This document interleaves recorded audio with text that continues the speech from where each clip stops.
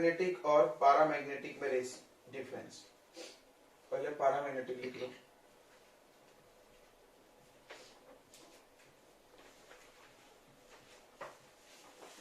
पारामैग्नेटिक material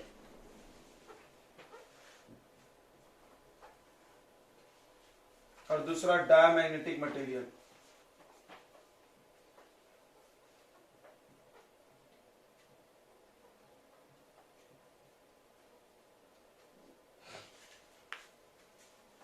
पारामैग्नेटिक और diamagnetic.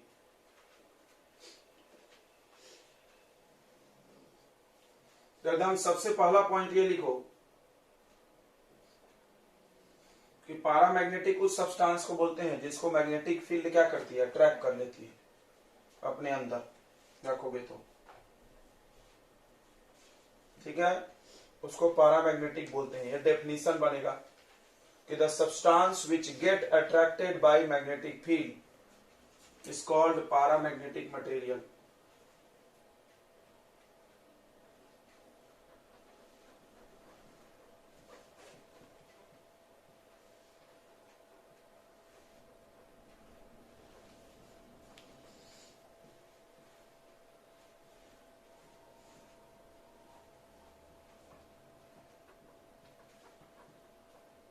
Which get attracted by magnetic field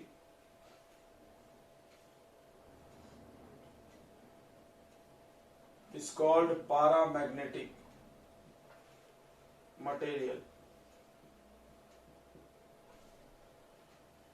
और diamagnetic attract नहीं होता है, क्या होता है, रिपेल, मैग्नेटिक फील्ड उसको बाहर धकेल देती है। दूसरा पॉइंट क्या है, तो पारामैग्नेटिक का जो ससेप्टिबिलिटी होता है चाई, वो कैसा होता है, निगेटिव। कल पढ़ाया था ना हमने, सॉरी पॉजिटिव। कैसा होता है, पॉजिटिव। प्लस मतलब इसका मतलब क्या बताए थे, बताओ, पॉजिटिव ससेप्टिबिलिटी का मतलब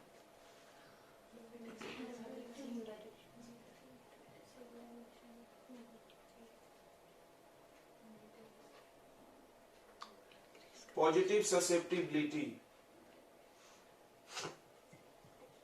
बताओ रे राय जी, क्या मतलब है इसका, पॉजिटिव ससेप्टिबिलिटी का मतलब?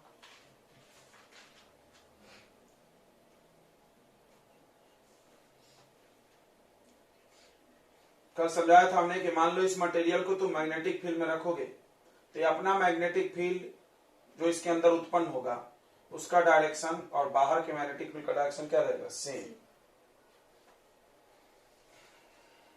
इसका ससेप्टिबिलिटी कैसा होगा, निगेटिव। इस लाइन का ये मतलब है कि material get magnetize in same direction of magnetic field.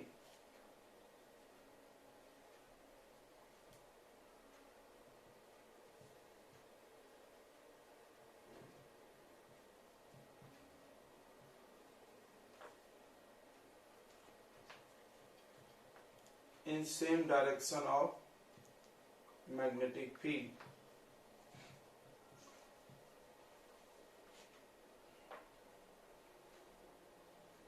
अगला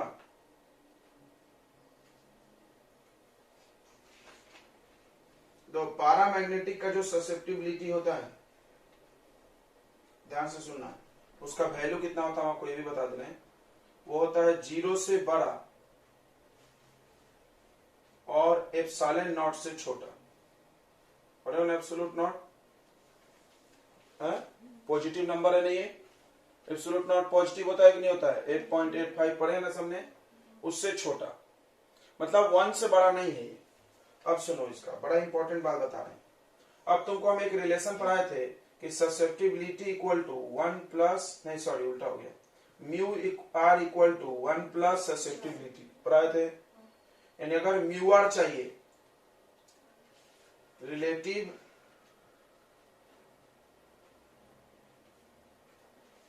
परमिएबिलिटी, रिलेटिव परमिएबिलिटी अगर चाहिए तो आप दोनों तरफ 1 ऐड कर दो, बराबर है, इसमें भी 1 ऐड कर दो, इसमें भी 1 ऐड कर दो, तो ये कैसा हो जाएगा बताइए, 1 is greater than equal to,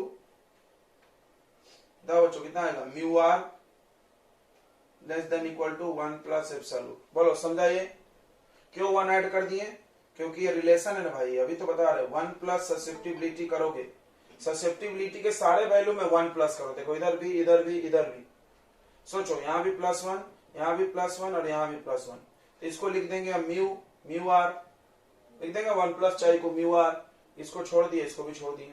बोलो समझा तो हाँ बोलो यार, समझ गया क्या? तो ये इसका रिलेटिव परमिएबिलिटी। तुम देखो रिलेटिव परमिएबिलिटी इसका 1 से क्या है, ज्यादा, पर बहुत ज्यादा भी नहीं है, लेकिन 1 से ज्यादा है, ठीक है। तो इस बात को आप लिख लीजिए कि इसका रिलेटिव परमिएबिलिटी मोर देन 1 होता है।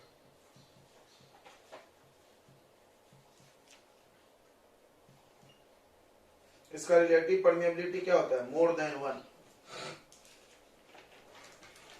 ठीक है। अगला पॉइंट सुनो,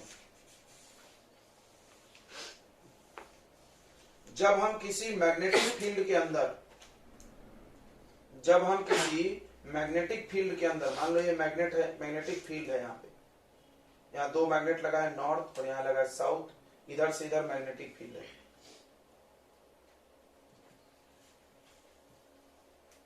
किसी भी अगर हम पैरामैग्नेटिक सब्सटेंस को अगर लटकाएं, हैंग करें फ्रीली घूमने के लिए, तो अपने आप को अरेंज ऐसे कर लेगा, मैग्नेटिक फील्ड के तरफ कर लेगा ऐसे।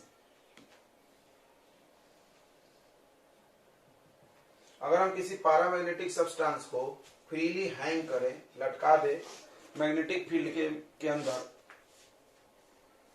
तो खुद को किसके तरफ घुमा लेगा, मैग्नेटिक फील्ड के पैरेलल कर लेगा, ठीक है।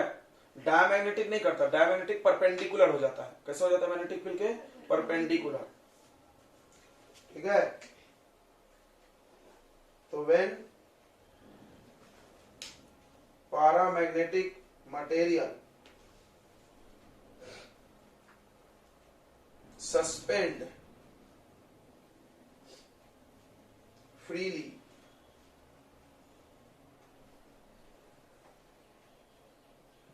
then it become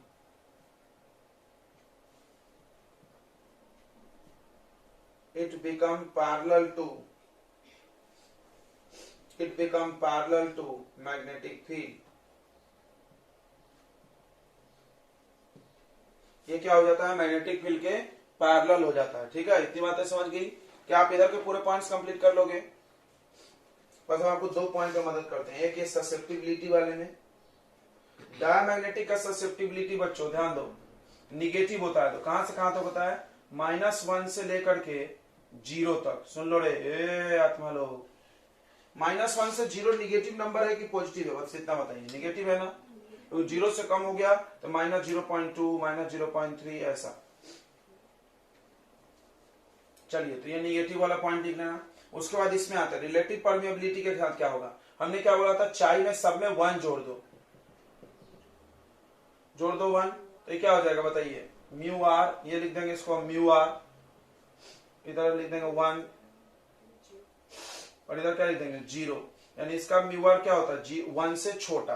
देखो इसका मोर देन 1 था और इसका लेस देन 1 है। बोलो समझा नहीं समझा? चलिए तो बस आप ये नोट कर लीजिए जल्दी से फटाफट, आगे फिर जगह खाली होगा तो और भी बहुत सारे डिफरेंसेस हैं। आप इसको कंप्लीट कर लेंगे। हम बता दे रहे हैं the substance which get repelled, attract के जगह पर रिपेल, देखो हम अंडरलाइन कर रहे हैं। चाहे इसका निगेटिव होता है, वैल्यू बता दिए। Material get magnetize in opposite direction, same के जगह पर opposite. Relative permeability is less than 1, ये देखो कैसे है, ये भी समझाएंगे। इसको जब मैग्नेटिक फील्ड में सस्पेंड करोगे freely, it become perpendicular to the, देखो इसका डायग्राम बना दे रहे हैं हम।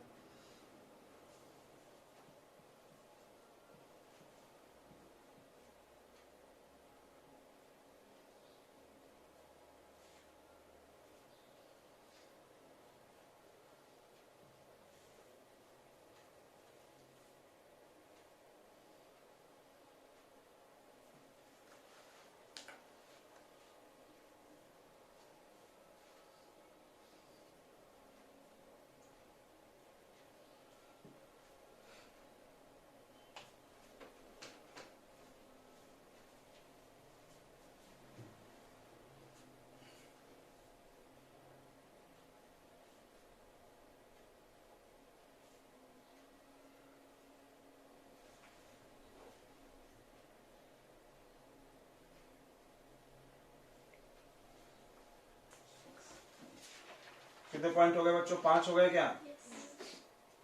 तो 6 नंबर देखिए, जैसे आप एक पैरामैग्नेटिक सब्सटेंस का सॉल्यूशन बना लो और उसको एक यू शेप के ट्यूब में रख दो, यू ट्यूब में डाल दो, नहीं तो एक पैरामैग्नेटिक सब्सटेंस को यू ट्यूब में डाल दो, उसका वीडियो, और यहां पर फिर एक मैग्नेट लाओ। तो पैरामैग्नेटिक सब्सटेंस का नेचर क्या होता है? इसको मैग्नेटिक फील्ड से प्रेम है। क्यों प्रेम है ये भी समझ लो, क्योंकि इसका रिलेटिव परमिएबिलिटी जो है वो क्या है? 1 से ज्यादा है। मतलब मैग्नेट के पावर को क्या करना देता है? बढ़ा देता है। म्यू ज्यादा है मतलब बढ़ा देगा ना, डाया क्या करेगा? घटा देगा। याद है ये सब बातें आपको? क्योंकि बी का जितने भी फार्मूले हैं उसमें म्यू नॉट है इनटू में, और अगर वहां पे म्यू आर लगाएंगे तो मल्टीप्लाई में होगा म्यू आर। अगर म्यू आर 1 से ज्यादा है तो बी बढ़ेगा, और अगर म्यू आर 1 से कम है तो बी घट जाएगा। तो ये क्या होता है? इसको मैग्नेटिक फील्ड से प्रेम है, तो इसके अगर आप सॉल्यूशन को इसमें डालोगे, मैग्नेट के पास रखोगे, तो ये क्या करेगा? ये वीक मैग्नेटिक फील्ड से स्ट्रॉन्ग मैग्नेटिक फील्ड में जाना चाहता है। इसका आदत है कि वीक से कहां चला जाए? स्ट्रॉन्ग। तो ये क्या होगा? यू शेप के ट्यूब में आप सोल्यूशन बना के जब डालोगे तो ये सोल्यूशन ऊपर की तरफ उठ जाएगा। क्यों? ये मजबूत मैग्नेटिक फील्ड में जाने की कोशिश करता है। समझ में आया? ये कहां चला जाएगा? ऊपर। तो when A solution of paramagnetic substance placed in A you tube, जब एक पैरामैग्नेटिक सब्सटेंस को यू ट्यूब में रखोगे तो उसका जो सोल्यूशन है ऊपर उठ जाएगा। क्यों ऊपर उठ जाएगा? क्योंकि हमेशा ये क्या मूव करना चाहता है? तो ये ऊपर उठ जाएगा। आप लिख लेना, हम बस इसकी मेन बातें लिख देते हैं। When it is placed in magnetic field, जब इसको हम मैग्नेटिक फील्ड में रखेंगे, it move from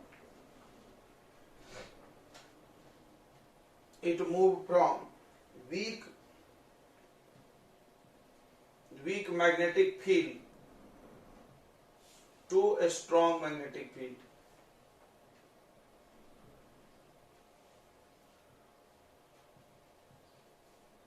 ये कहां चला जाएगा? वीक से स्ट्रॉन्ग, मतलब ये लेवल सोल्यूशन का ऊपर होगा, यहां पे डाउन हो जाएगा। यहां पे क्या हो जाएगा? Level down. मतलब ये हमेशा चाहता है कि मैग्नेटिक फील्ड से हम भाग लें। तो इसका जो सोल्यूशन का लेवल है वो क्या हो जाएगा बच्चों? डाउन हो जाएगा। जैसे मान लो इस लेवल पे हमने रखा इसको,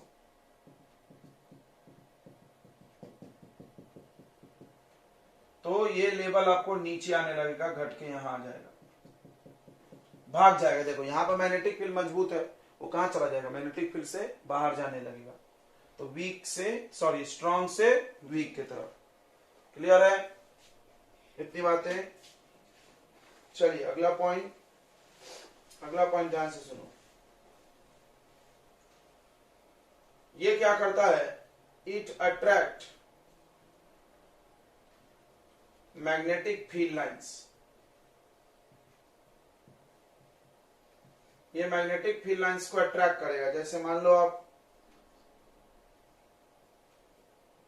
यहां नॉर्थ है, यहां साउथ है, यहां पर आप एक पैरामैग्नेटिक सब्सटेंस रख दी, तो फील्ड लाइन जो ऐसे ऐसे जा रहा था अब उसमें से होके जाने लगेगा, क्योंकि क्या कर लेगा? सबको अपनी तरफ अट्रैक्ट कर लेगा।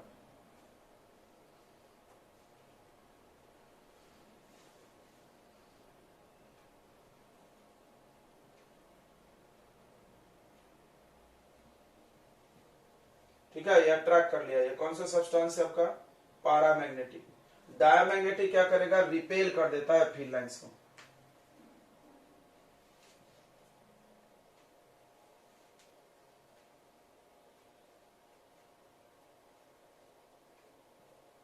डायमैग्नेटिक सब्सटेंस क्या कर देता है? Repel.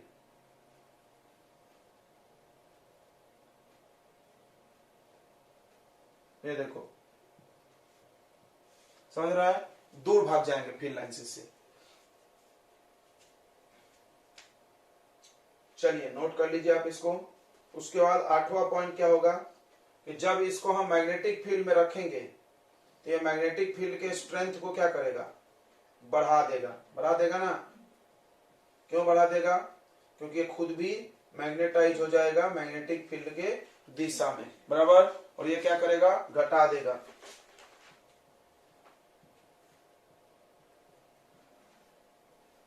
It increases the strength of external magnetic field.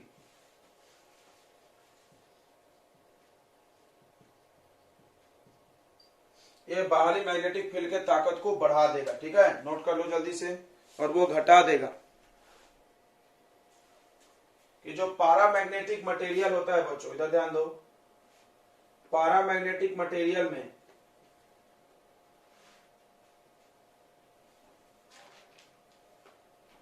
In पारामैग्नेटिक material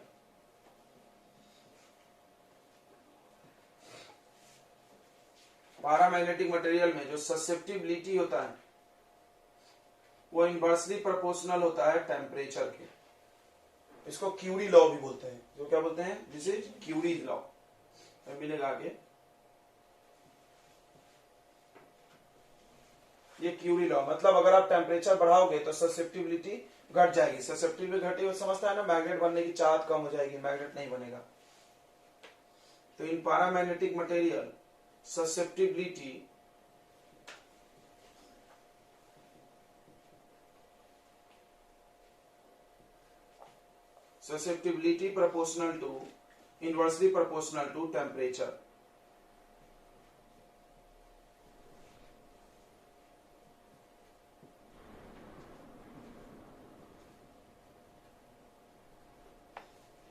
मतलब अगर आप टेम्परेचर बढ़ा दोगे तो ससेप्टिबिलिटी क्या हो जाएगा, डिक्रीज हो जाएगा। इसमें लिखो do not depend. Susceptibility do not depend on temperature. इसका ससेप्टिबिलिटी टेम्परेचर पर डिपेंड नहीं करता है, ठीक है। चलिए नोट कर लीजिए फटाफट।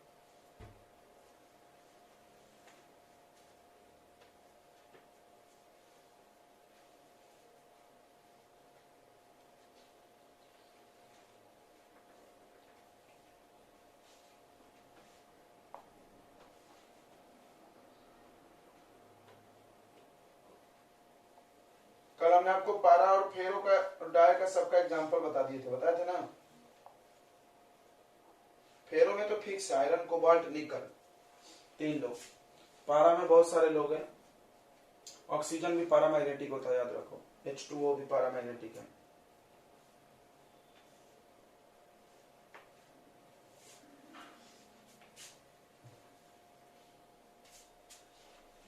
डोमेन थ्योरी जो था वो फेरोमैग्नेटिज्म को एक्सप्लेन करता है, ठीक है, कि फेरोमैग्नेटिक सब्सटेंस कैसा होगा, क्या होगा। इसलिए हम आपको फेरो के लिए नहीं पढ़ाया, वहां पे पारा और डाई पढ़ा दिए। फेरो की अलग ही कहानी है, दुनिया अलग है। अब डेफिनेशन कोई पूछ ले तो यहाँ पे लिख लो, इट एक्सप्लेन अबाउट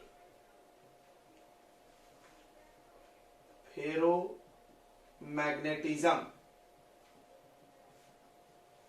ये फेरोमैग्नेटिज्म के बारे में एक्सप्लेन करता है डोमेन थ्योरी। अब सवाल है पारा डाई क्यों नहीं, तो भी हम बताएंगे, टेंशन मत ले आप।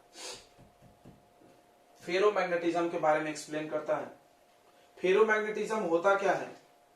द स्ट्रॉन्ग बिहेवियर ऑफ पारामैग्नेटिज्म, यानी पारामैग्नेटिज्म में हर चीज अगर स्ट्रॉन्ग हो जाए तो उसको फेरो बोल देंगे, ठीक है। स्ट्रॉन्ग बिहेवियर ऑफ पारामैग्नेटिज्म को क्या बोलते हैं हम लोग? फेरोमैग्नेटिज्म।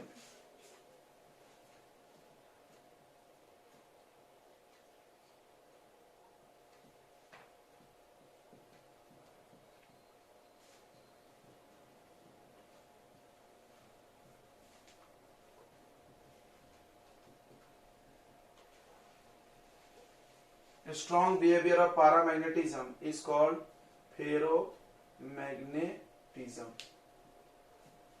जैसे एक एग्जांपल दे दें, जैसे आपने वहां पढ़ा था पारा में कि म्यूआर इज ग्रेटर देन 1, पढ़े ना? पारा में क्या पढ़े? Mu r is greater than 1 plus epsilon not जो भी है। और ससेप्टिबिलिटी भी 1 से ज्यादा था ना? 0 से 1 था, हाँ 0 से 1, यानी ससेप्टिबिलिटी कितना था बच्चों? पारा का 0 से एप्सिलॉन नॉट, 0 से एप्सिलॉन नॉट। तो अब ये सब बढ़ जाएगा बहुत ज्यादा। तो देखो पारामैग्नेटिक जो फेरो होता है, फेरोमैग्नेटिक के लिए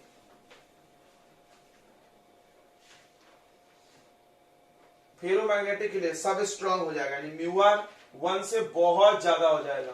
पता है तुमको म्यू आर ऑफ आयरन कितना है? 1000, ठीक है। जिसके पास एनसीईआरटी को एक बार कंफर्म करना। और इसका ससेप्टिबिलिटी भी 1 से बहुत ज्यादा है। मतलब तुम बोल सकते हो ना कि पारामैग्नेटिक वाला ही सारा वैल्यू बढ़ गया, बहुत ज्यादा हो गए, इसलिए हम इसको बोल रहे हैं स्ट्रॉन्ग बिहेवियर, ठीक है। तो strong behaviour of paramagnetism is called ferromagnetism.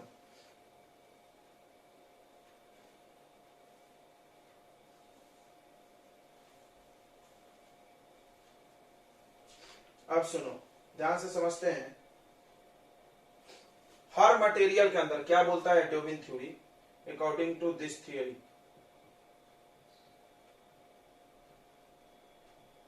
पहला पॉइंट, डोमेन थ्योरी किसके बारे में है? सिर्फ फेरोमैग्नेटिज्म।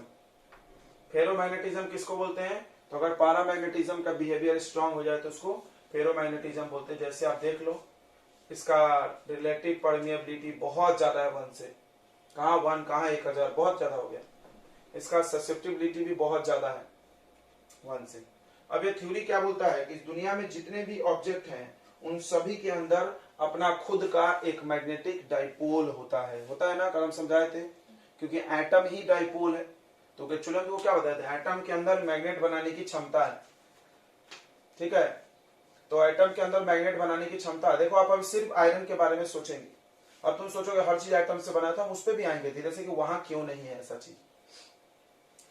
जैसे हम पढ़ाते हैं तो बच्चों को मन में सवाल आता है कि यही सब चीज आयरन में ही क्यों लग रहा है, बाकी में भी क्यों लगना चाहिए, एल्यूमिनियम, कॉपर, सब फिर तो मैग्नेट होना चाहिए। तो बिल्कुल इस सवाल का जवाब हम लास्ट में खुद दे देंगे, तुमको पूछना नहीं पड़ेगा। आप इस पे अभी फोकस करें सिर्फ आयरन पे। तो जो भी ऑब्जेक्ट है इस दुनिया में एटम से बना है, और एटम के अंदर तुमने देखा था कि 2 प्रकार के मैग्नेटिक मोमेंट होते हैं, मैग्नेटिक डाइपोल मोमेंट होते हैं। फिर से हम बोलेंगे कि मैग्नेट होने का प्रमाण कौन देता है? Magnetic dipole moment. मतलब इस चैप्टर में जितने भी हो सब डाइपोल मोमेंट की बात हम लोग कर रहे हैं, क्योंकि वो पहले से मैग्नेट है वो लोग। तो मैग्नेटिक डाइपोल मोमेंट है उनके पास। 2 प्रकार का मैग्नेटिक डाइपोल मोमेंट है, एक है ऑर्बिटल डाइपोल मोमेंट और दूसरा स्पिन डाइपोल मोमेंट। और हमने बोला भी था कि जनरली ऐसा देखा गया है कि ऑर्बिटल डाइपोल मोमेंट्स कैंसिल हो जाते हैं एक दूसरे से। Spin dipole moment is the main source of magnetism of material. दिखाया भी होगा हमने कि स्पिन मैग्नेटिज्म ही ज्यादातर केसेस में मैग्नेटिज्म का मेन कारण होता है। यानी इसका मतलब हर ऑब्जेक्ट के अंदर मैग्नेटिक डाइपोल मोमेंट होता है, ठीक है। छोटे छोटे डाइपोल्स होते हैं। अगर आपके अच्छा एक, हाँ ठीक है, अगर 10 टू द पावर, ध्यान से सुनना, अगर 10 टू द पावर 11, अगर 10 टू द पावर, मेरी बातों को ध्यान सुनेंगे, अगर 10 टू द पावर 11 एटम्स, तो हर एटम में छोटे छोटे ऐसा ये होते हैं, मैग्नेट होते हैं, डाइपोल मोमेंट होता है। अगर ऐसे ऐसे 10 टू द पावर 11 एटम्स को एक साथ मिला दिया जाए तो उसको हम लोग बोलते हैं मैग्नेटिक डोमेन।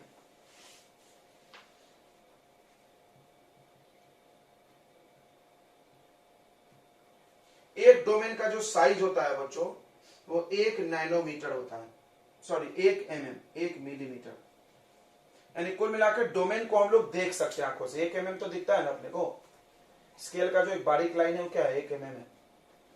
बट एटम तो नहीं दिखता है। तो क्यों दिख रहा है ये भाई? कि बहुत सारे एटम को मिलकर एक डोमेन माना जाता है। तो एक डोमेन बनाने के लिए 10 टू द पावर 11 एटम्स को मिला करके एक मैग्नेटिक डोमेन फॉर्म होता है, ध्यान रखना। अब कोई सोच रहा होगा, बड़ा इंपॉर्टेंट बात हम आपको नोट में यहां बताने वाले हैं कि क्या सारे एटम मैग्नेटिक डोमेन बनाने में खर्च होते हैं किसी भी ऑब्जेक्ट के अंदर? जैसे कोई भी ऑब्जेक्ट है, कुछ भी है, बहुत सारा एटम होगा, तो क्या उसके सारे एटम मिल करके डोमेन ही बनाते हैं? तो जवाब है बिल्कुल नहीं, क्योंकि 1 मीटर क्यूब में, ध्यान सुनना, किसी भी ऑब्जेक्ट के 1 मीटर क्यूब में एक लगभग अनुमान बता रहे हैं, एक लगभग अनुमान हम बता रहे हैं 10 to the power 28 एटम्स होते हैं, और हमने तो बस इसमें से कितना यूज किया है? 10 का पावर 11। इसका मतलब सारे एटम्स डोमेन बनाने में पार्टिसिपेट नहीं करते हैं, ये बात आप ध्यान रखेंगे। All atoms do not participate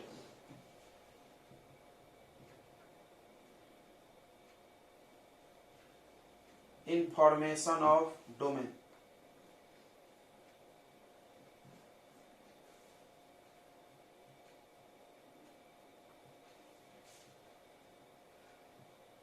सारे एटम डोमेन निर्माण में भाग नहीं लेते हैं, ठीक है, कुछ पोर्शन लेता है। तो डोमेन क्या होता है? तो डोमेन एक स्मॉल मैग्नेट है, ध्यान सुनना, कोई अभी कुछ नोट मत करना, अभी हम समझा रहे हैं। डोमेन क्या है? Domain is a small magnet, एक छोटा सा मैग्नेट है 1 mm का, देख लो आप, स्मॉल मैग्नेट। कैसे बना है? ग्रुप ऑफ बहुत सारे एटम्स, राइट, ग्रुप ऑफ कितना एटम, देखो ये लिखा है, group of 10 large number of atoms, बहुत सारे एटम्स का ये ग्रुप है, मैग्नेटिक डोमेन। इसको आप मैग्नेटिक डोमेन भी बोलते हैं। कोई कोई बुक में इसी को एलिमेंट्री मैग्नेट भी बोलता है, एलिमेंट्री मैग्नेट। तो ये बात समझ में आ गई, ध्यान से समझ लो, बहुत इंपॉर्टेंट बात है यही। जैसे ऑब्जेक्ट है कोई भी, उसके अंदर बहुत सारे एटम्स होते हैं, हर एटम के अंदर मैग्नेटिक फील्ड होती है, किसी का कैंसिल हो गया, किसी का बच रहा है, तो 10 to the power 11 एटम्स का ग्रुप एक साथ मिल जाए, उसको एक डोमेन का नाम दिया गया, ठीक है। और ये पूरे 10 का पावर 11 एटम्स ऐसे होंगे जिनका मैग्नेटिक फील्ड एक ही तरफ होना चाहिए, ध्यान समझ लो। डोमेन बनाने का शर्त है कि जो भी एटम्स डोमेन में, उन्हीं एटम्स को हम मिला के बात करेंगे जो सब लोगों का मैग्नेटिक डाइपोल मोमेंट एक ही दिशा में होना चाहिए। ये बड़ा ही इंपॉर्टेंट बात है। अब यहीं पर जवाब छुपा है, यहीं पर जवाब छुपा है कि क्यों सारे लोग फेरोमैग्नेटिक नहीं है, आयरन कोबाल्ट निकल ही क्यों है। इसका जवाब क्या है बच्चों? बड़ा इंपॉर्टेंट जवाब है, ध्यान से सुन लो। मतलब फेरोमैग्नेटिक के अंदर 10 to the power 11 एटम्स मिल जाते होंगे जो एक ही तरफ होते होंगे, और उनको मिला के हम एक डोमेन मानते हैं, ठीक है। हम आपको थोड़ा सा डायग्राम वाइज समझाते हैं, देखिए।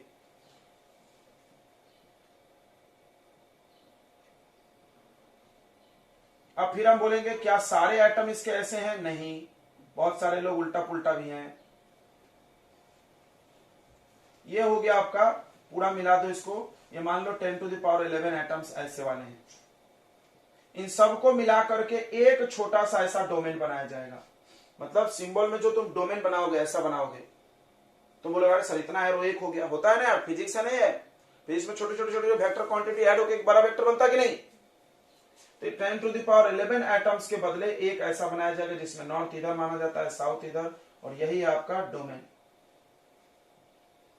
यानी जिसके अंदर डोमेन होगा वही फेरोमैग्नेटिज्म दिखाएगा, पहली बात याद रखो। और डोमेन होने के लिए कितने एटम्स एक ही तरफ मैग्नेटिक फील्ड प्रोड्यूस करना चाहिए? 10 का पावर। अगर नहीं है इतने, तो अगर इतने नहीं है तो क्या उसके अंदर डोमेन होगा?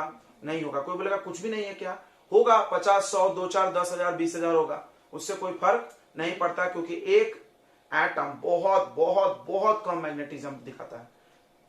अब उतने सारे लोगों का गैंग एक साथ मिलेगा तो थोड़ा सा वैल्यू होगा जो हम महसूस कर पाएंगे, जिसको हम नाप सकते हैं अपने डिवाइस से। मतलब डोमेन जो मैग्नेटिज्म दिखाएगा उसको हम मेजर कर पाएंगे, एटम का तो नाप भी नहीं सकते, इतना कम है। अब समझ में आ गया सबको? तो ये बात आपको क्लियर हो गई। कोई पूछे कि आयरन ही क्यों, आप बाकी चीजों की बात क्यों नहीं कर रहे हो, तो तुम बोलो भाई आयरन में कुछ तो ऐसी खास बात है जो बाकी लोगों में नहीं है। यानी जो डोमेन नाम का कॉन्सेप्ट है वो सिर्फ किस में मिलेगा? आयरन में मिलेगा, यानी फेरोमैग्नेटिज्म में मिलेगा। आयरन कोबाल्ट निकल में मिलता है, बाकी लोगों में ऐसा नहीं मिलता है। क्लियर हो गया सबको? तो फेरोमैग्नेटिज्म में तुम ऐसा समझ लो कि उन्हीं को फेरोमैग्नेटिज्म बोलेंगे जिनके अंदर मैग्नेटिक डोमेन्स प्रेजेंट हो। फेरोमैग्नेटिक सब्सटेंस हम उन्हीं को बोलेंगे जिनके अंदर मैग्नेटिक डोमेन प्रेजेंट हो। जिसके अंदर डोमेन नहीं है वो फेरोमैग्नेटिज्म नहीं दिखाता है। सवाल है डोमेन क्यों नहीं है भाई, इसमें क्यों है? तो जवाब बहुत सिंपल है, फिर से समझ लें कि आप डोमेन का खिताब उन्हीं को देंगे जिसमें एक साथ 10⁻11 एटम्स, जिसका मैग्नेटिक डाइपोल मोमेंट एक ही दिशा में होना चाहिए। वो देखो, हैविंग, यहां लिख लो,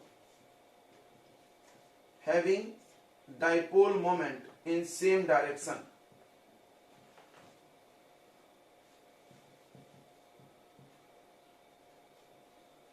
ऐसा नहीं कोई भी 10⁻11 एटम मिला दो तो बहुत सारे लोगों को हमने छोड़ भी दिया है, छोड़ दिया है ना, बताया ना बिंदु को, मिटा दिया क्या नंबर हमने? हाँ, ये क्या लिखा है, 1 मीटर क्यूब में 10⁻28 इतने एटम्स हैं, इतने एटम्स है बच्चों, लेकिन हमने सिर्फ 11 ही क्यों लिया? तो इतने लोगों के ही एक ही तरफ मिले होंगे, समझ में आ रहा है? बाकी लोगों का उल्टा पुल्टा दिशा में होगा, हम उसको कंसीडर नहीं करेंगे, समझ में आ रहा है? यहाँ बीच बीच में और भी कोई कोई होंगे जो इधर होगा, कोई इधर होगा, सब एक ही तरफ होंगे, कोई गारंटी नहीं ना सबका मैग्नेटिक फील्ड का डायरेक्शन एक ही तरफ होगा, इसकी गारंटी लेते हो क्या तुम? बिल्कुल नहीं, फिर तो वो हमेशा मैग्नेट बना रहता था। सब इधर उधर भी हैं, ठीक है? इतनी बात समझ में आ गई? तो आप ध्यान रखिए इस बात को, बड़ा इंपॉर्टेंट बात है कि डोमेन क्या होता है। डोमेन समझेंगे तभी आगे समझ सकते हो। तो हर फेरोमैग्नेटिक सब्सटेंस के अंदर मैग्नेटिक डोमेन्स होते हैं, मतलब उसके अंदर 10⁻11 एटम्स ऐसे मिल जाएंगे जो एक ही दिशा में अपने मैग्नेटिक डाइपोल मोमेंट को रखते हैं, बनाते हैं। एक ही दिशा में मैग्नेटिक डाइपोल मोमेंट उसमें होना चाहिए। उन सब ग्रुप को मिला के हम एक डोमेन बोल देंगे। और ऐसे बहुत सारे डोमेन्स उसके अंदर होते हैं, ऐसे बहुत सारे डोमेन्स फेरोमैग्नेटिक सब्सटेंस के अंदर प्रेजेंट होंगे। अब कैसे होंगे वो देखते हैं। चलिए, तो डोमेन क्या है, क्लियर हो गया इतनी बातें? तो पहला पॉइंट यही है, आप नोट करिए, हम बता रहे हैं।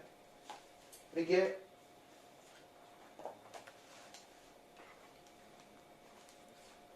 देखो पहला पॉइंट में, in each ferromagnetic substance, in each ferromagnetic substance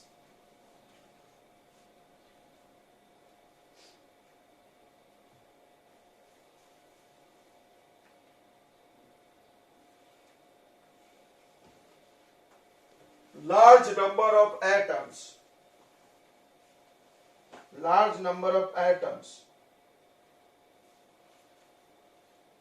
having magnetic dipole moment in same direction, large number of atoms, चाहो तो 10⁻11 लिख सकते हो, having magnetic dipole moment in same direction,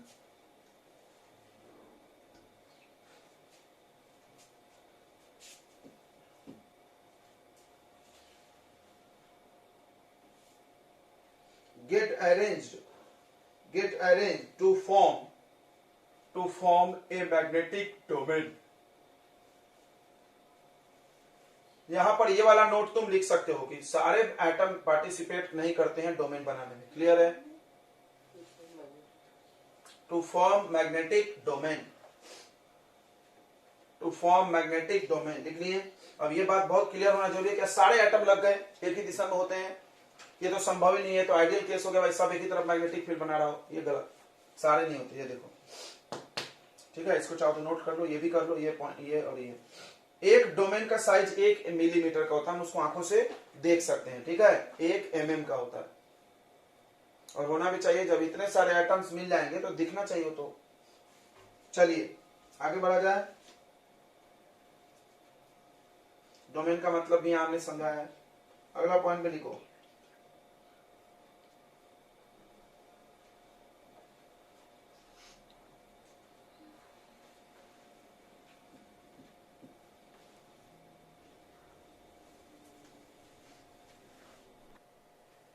second point पे लिखेंगे, each domain has its own north and south pole. हर domain के पास खुद का नॉर्थ या साउथ पोल होता है, यानी और नॉर्थ एंड साउथ पोल होता है, ठीक है? इन एवरी फेरोमैग्नेटिक मटेरियल, उसी पॉइंट में, in every ferromagnetic material large number of magnetic domains are present. In every ferromagnetic material, large number of magnetic domains are present. हर फेरोमैग्नेटिक मटेरियल में बहुत सारी संख्या में मैग्नेटिक डोमेन होते हैं। In every ferromagnetic material large number of magnetic domains are present.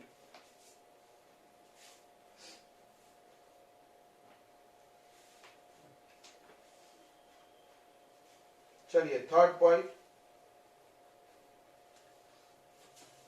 In unmagnetized state, in unmagnetized state, देखो हमने आपको ये समझाया था, देखो तो तीसरा पॉइंट ध्यान से समझेंगे। तो हमने तो वो क्या बताया था, कोई भी मैग्नेट अपना मैग्नेटिक पावर कब दिखाता है, जब इसके फील्ड लाइंस निकल के बाहर आते हो, राइट, बताया था ना ये चीज। क्यों? क्योंकि ये फील्ड लाइन जाएगा किसी दूसरे ऑब्जेक्ट में घुसेगा, उसको अट्रैक्ट या रिपेल करेगा। तो बताया था फील्ड लाइन जो ऐसे लॉन्गिट्यूडनली होता है वो कॉन्ट्रैक्ट करता है और परपेंडिकुलरली रिपेल करता है। तो फिर उस आधार से ये खींचों को अट्रैक्ट रिपेल करती है। मान लो इसका फील्ड लाइन निकले नहीं बाहर, तो ये अपना मैग्नेटिक पावर किसी को दिखा नहीं पाएगा। चलो इस बात को समझने के बाद आप समझिए कि जो डोमेन होते हैं वो कैसे होते हैं। तो जब कोई आयरन या फेरोमैग्नेटिक मटेरियल अनमैग्नेटाइज होता है, अनमैग्नेटाइज, उसको मैग्नेटिक फील्ड में नहीं रखे हैं, तो उसके अंदर के जो भी डोमेन है, डोमेन समझ रहा है, इतने सारे एटम्स का ग्रुप, वो सब डोमेन आपस में क्लोज लूप फॉर्म करके रहते हैं। क्या फॉर्म करके रहते हैं? Close loop. अब क्या होगा इससे, देखो इसका फील्ड लाइन निकलेगा, इसमें घुसेगा, इसका ऐसे फील्ड लाइन से क्लोज क्लोज चल जाएगा, यहाँ पे बाहर तो निकलेगा नहीं। सोच के देखिए आप, ये देखो ये नॉर्थ साउथ, फिर ये नॉर्थ साउथ, साउथ नॉर्थ, समझ रहा है।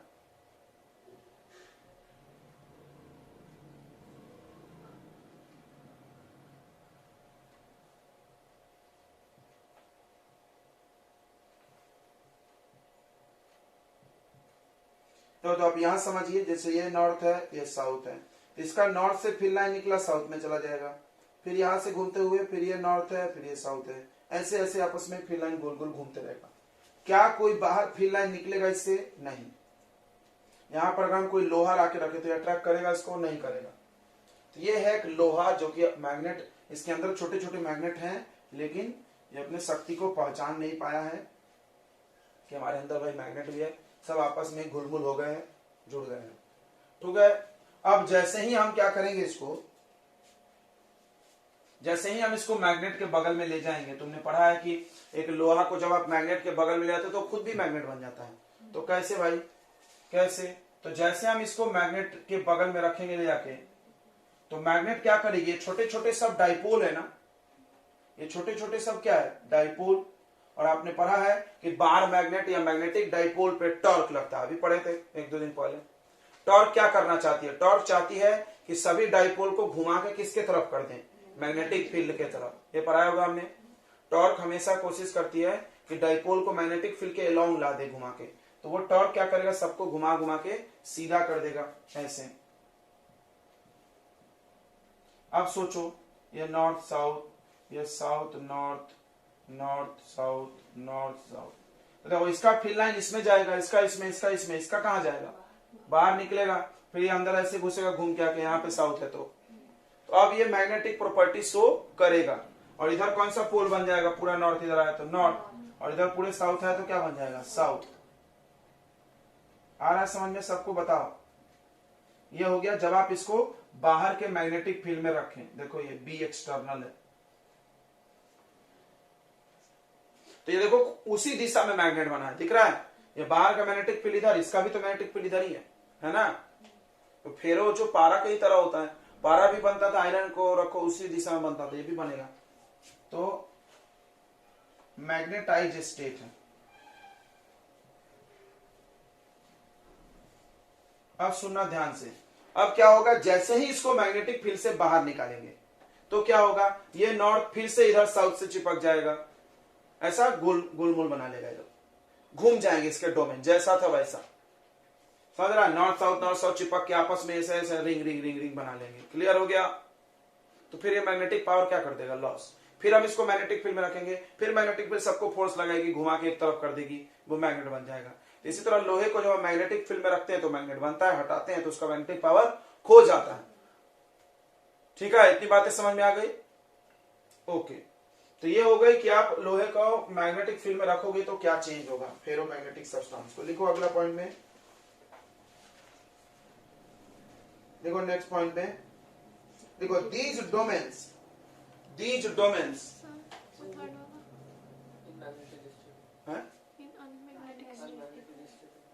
क्या, इन unmagnetized state these domains are in the form of closed loop. These domains are in the form of closed loop.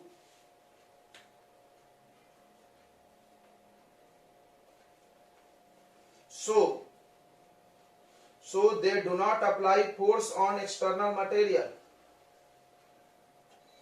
So they do not apply force on external material and do not behaves like magnet. And do not behaves like magnet. तो ये force नहीं लगाएगा और magnet की तरह behave नहीं करेगा, ठीक है।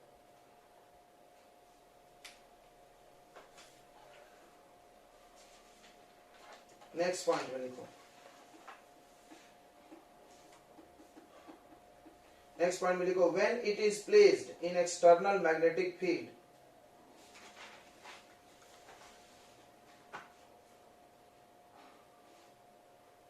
when it is placed in external magnetic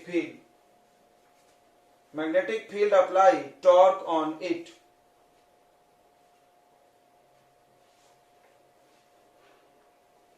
Magnetic field apply torque on it.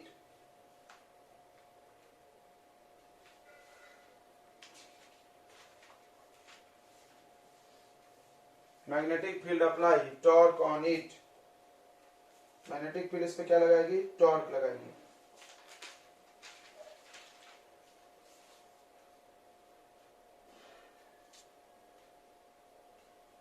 Magnetic field apply torque on it, ठीक है।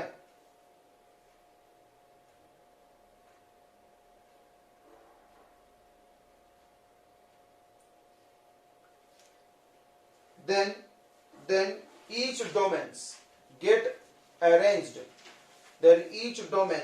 arranged in the direction of external magnetic field.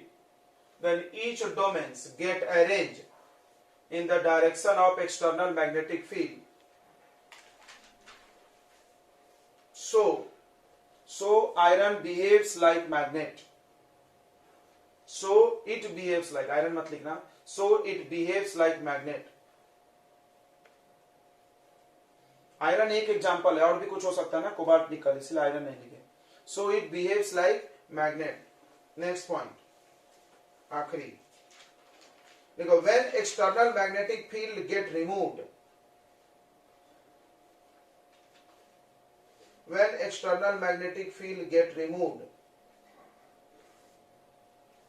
they again form closed loop and loses its magnetism. They again form closed loop and lost its magnetic property. And lost its magnetic property. क्यों? Inertia की वजह से। किस वजह से? Inertia समझता है, जिस जगह में थे वापस उस जगह आना चाहते हैं लोग। Loses its magnetic property. They again form closed loop and loses its magnetic property. They again form closed loop and loses its magnetic field. When external magnetic field is removed, then magnetic domain again form closed loop and loses its magnetic property. ये है domain theory. Clear हो गया सबको? इससे आप समझ सकते हो कोई भी चीज मैग्नेट क्यों है, कोई क्यों नहीं है। ठीक है, तो अब आपको क्लियर हो गई कि पारा डाई ये सब की क्या कहानी होगी। इनकी कहानी रहती है बच्चों उल्टी। क्या उल्टी कहानी रहती है? तो उनके पास डोमेन ही नहीं है। मेन प्रॉब्लम क्या, उनके पास डोमेन ही नहीं है। भाई डोमेन रहेगा तभी कुछ होगा इधर। वैसा चलिए नोट कर लीजिए डायग्राम।